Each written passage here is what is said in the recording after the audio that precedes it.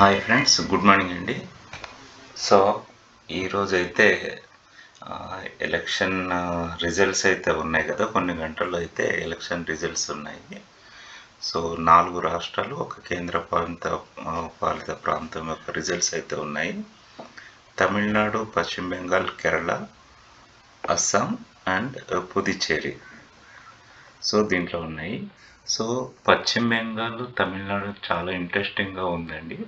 తమిళనాడులో స్టాలిన్ అంటే మనకు సీఎంగా ప్రజెంట్ సీఎంగా ఉన్నారు కదా, స్టాలిన్ అండ్ మన యాక్ట్రెస్ విజయ్ గారు మంచి కాంపిటీషన్లో ఉన్నారు.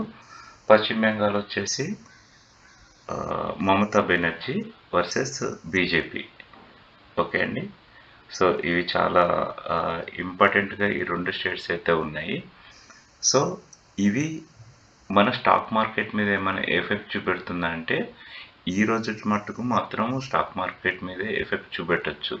ఎందుకంటే స్టాలిన్ గెలిస్తే పెద్దగా ఏముండకపోవచ్చు, విజయ్ గెలిస్తే మాత్రం కొంత ఎఫెక్ట్ అయితే ఉండే అవకాశం ఉంటుంది.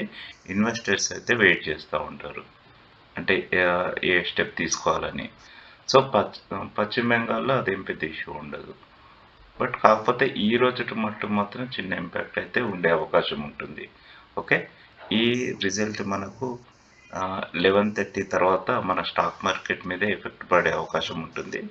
సో చాలా జాగ్రత్తగా ట్రేడ్ వెయిట్ చేసి బ్రేక్అవుట్స్ని చూసుకొని తీసుకోవడం బెటర్. ఓకే అండి.